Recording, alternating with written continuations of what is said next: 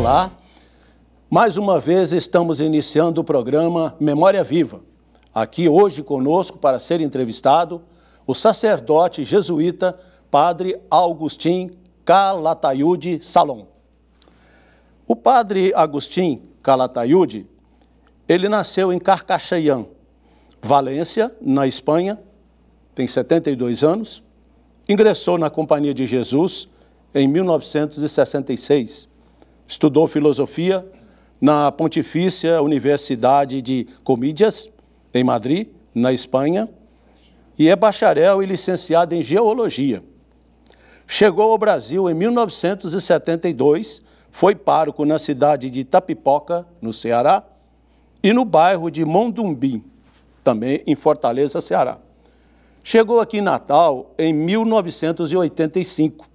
Foi professor de teologia no Seminário São Pedro, pároco da paróquia Santuário de Nossa Senhora da Esperança, na cidade da Esperança, né?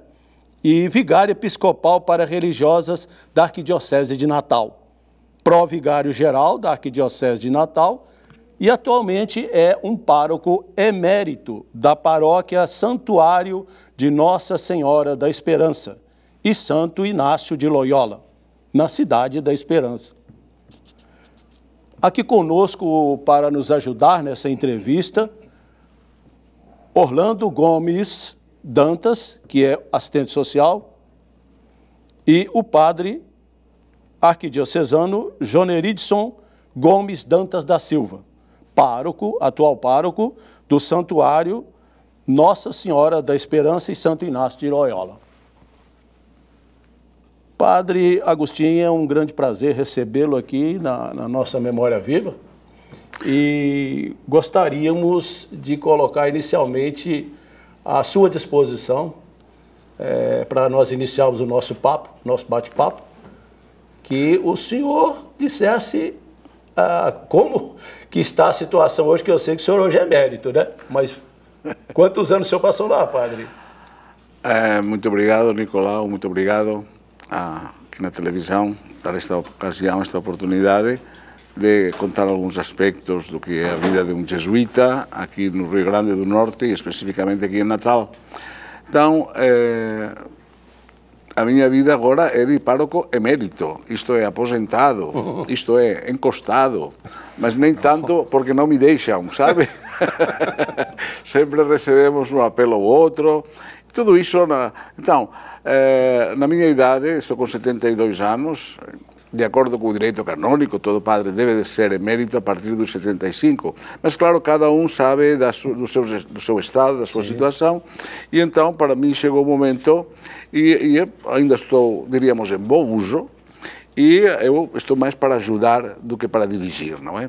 E eu fico muito feliz de poder ajudar aos padres, ao padre John Erickson especificamente, que foi meu aluno, foi meu coroinha, e agora meu pároco, mas também algum que outro padre também me pediu uma ajuda, que também foram meus alunos no tempo de seminário e tal. Então, é uma alegria poder viver a velhice com muita alegria, com muita paz. Bom, agora nós vamos voltar à Espanha, Sim. à sua terra natal. Como foi sua infância? Olha, eu hoje tenho, o senhor sabe também, nós temos já uma perspectiva de vida, não é? Temos uma perspectiva. Se eu olhar a minha infância, aquela que eu lembro, claro, que eu me lembro de muita coisa, eu tive uma infância e uma juventude privilegiadas. Eu não percebia então que era assim, porque quem está numa boa não percebe quem está numa ruim, e muito menos sendo um menino, não é? Sim. Então, eu tive uma infância privilegiada por vários motivos. Tive uma família muito boa, meus pais, meu pai foi um homem esforçado, meus avós eram agricultores, não é? Sim. Mas meu pai era um senhor que de alguma maneira se sobressaiu por aí e constituiu uma firma de exportação, não é? E então, graças a essa firma de exportação de cítricos, fundamentalmente, que era o produto da terra, não é?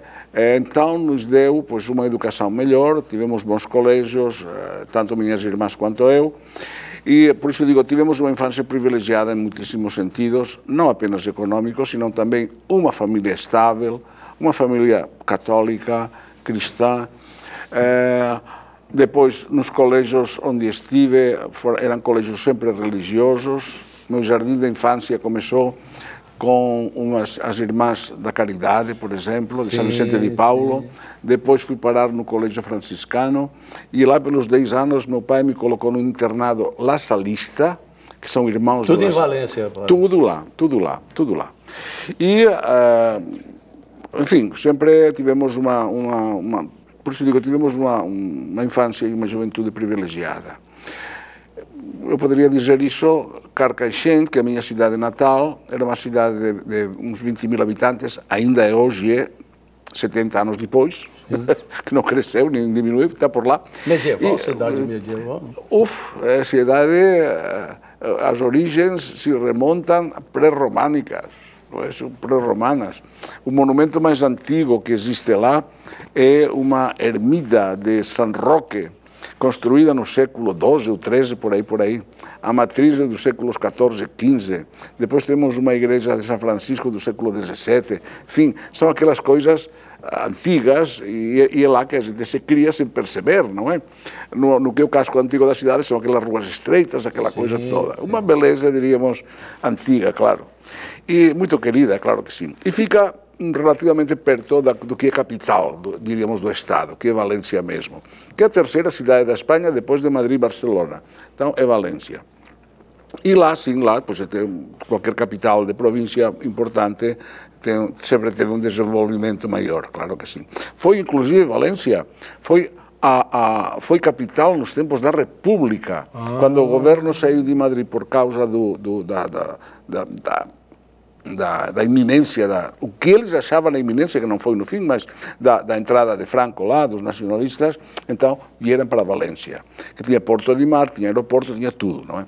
Então, temos, Valência é uma cidade relativamente importante dentro do contexto espanhol e a comunicação era muito fácil porque está a 38, 40 quilômetros, a cada meia hora tem trem que vai e que vem, sabe? Da capital para lá, que passa, enfim, um relacionamento sempre também, desde faz muitos anos, que a minha família tinha apartamento por lá, em Valência também, então a gente ia e voltava tranquilamente, não é?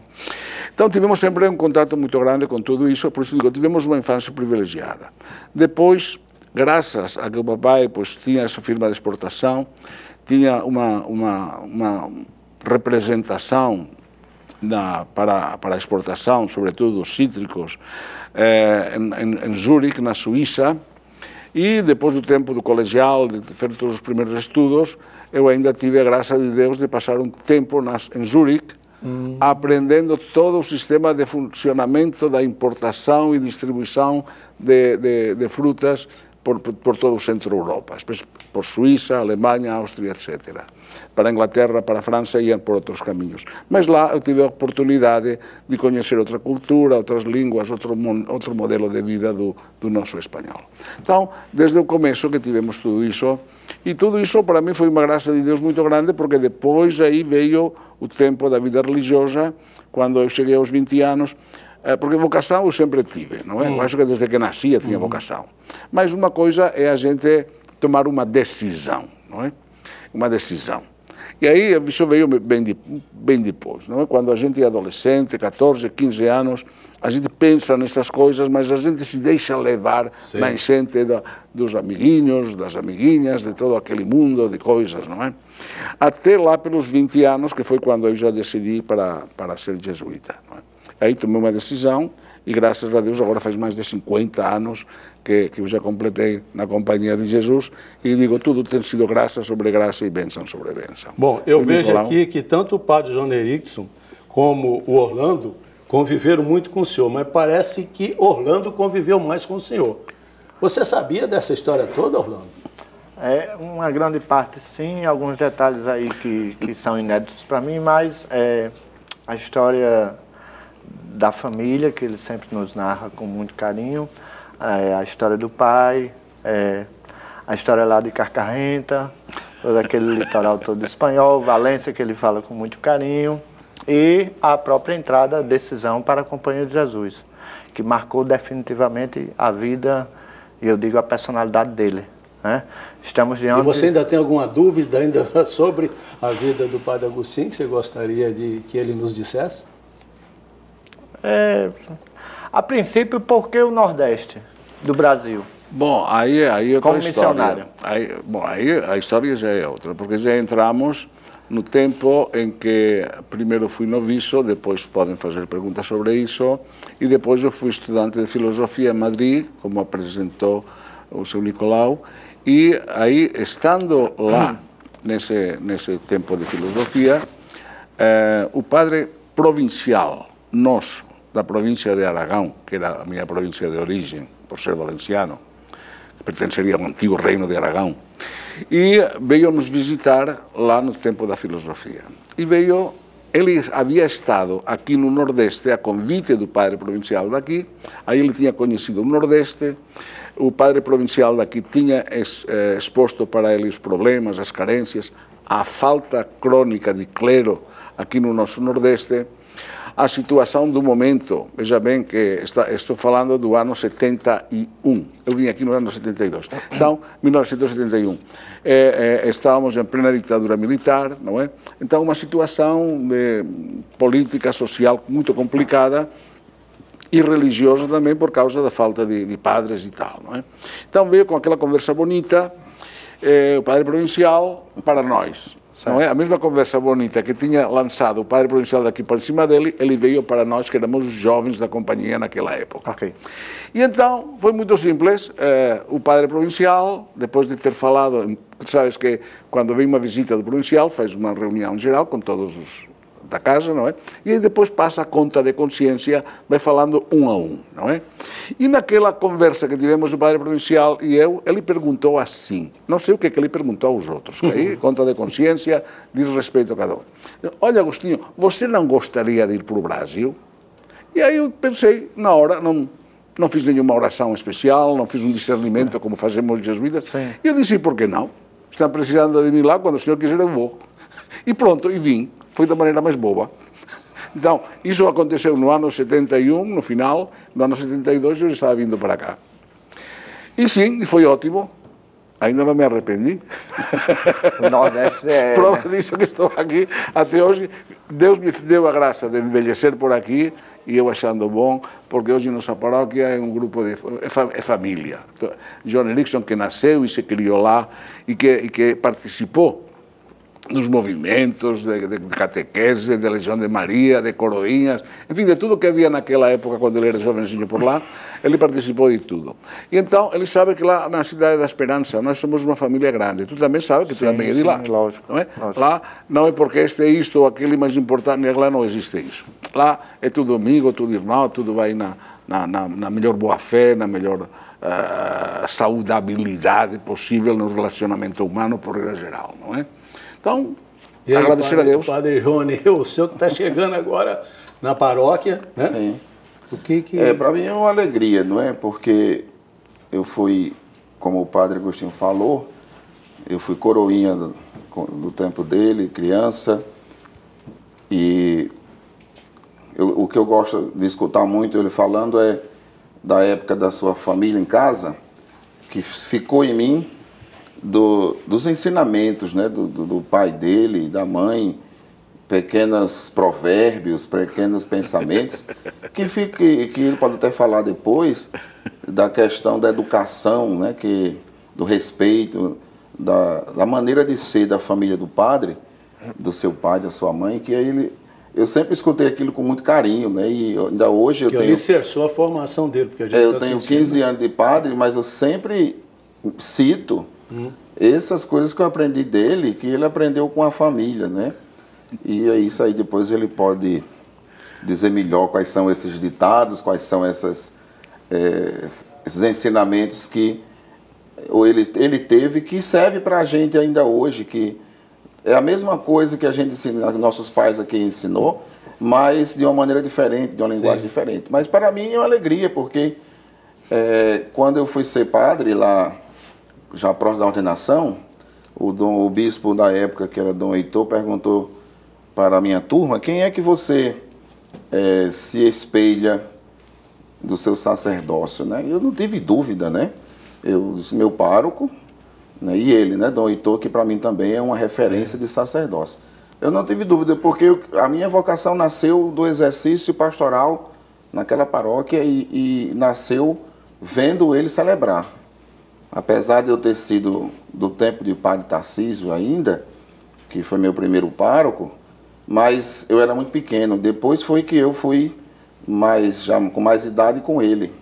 E aí observando, vendo, né? E hoje para mim é uma alegria saber que eu saí dali um dia coroinha, né? E hoje, a pedido dele, né? Foi ele que me levou para lá, me pediu para ir. Eu estava na paróquia Santo Antônio de Pádua, a minha provisão não tinha nem vencido ainda, mas a pedido dele, e como a gente não nega pedido de pai, né? Eu disse, estou aqui, faça assim como se desejar, né? O senhor, o arcebispo, e aí fui nomeado pároco de lá, amanhã está fazendo 4 meses.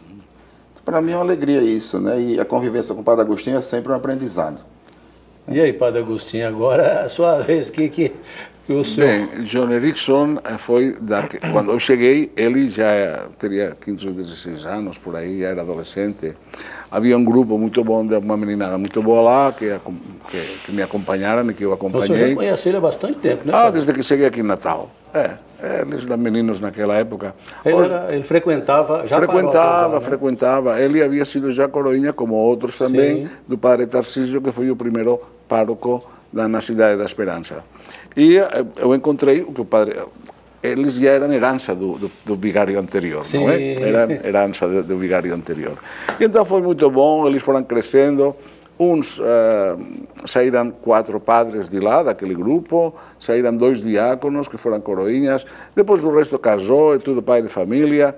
Orlando também, naquela época, pensava em ser religioso, e aí foi parar lá no noviciado dos jesuítas, mas aí voltou, não é? Isso. Voltou. Passei uma chuva e vi que o meu caminho era outro. Mas em todo caso, continua sendo, eu acho, às vezes eu digo para eles dois, digo, vocês são mais jesuítas do que eu, porque essa espiritualidade que eles foram recebendo de um lado e de outro, de mim também, claro, mas de outros também, foi permanecendo neles, isso dá uma força para mim, sim, hoje, e a força da vida deles. Por exemplo, Orlando faz parte de uma CVX. O que é uma CVX? É uma comunidade de vida cristã inspirada na espiritualidade de Santo Inácio de Loyola, dos jesuítas, não é?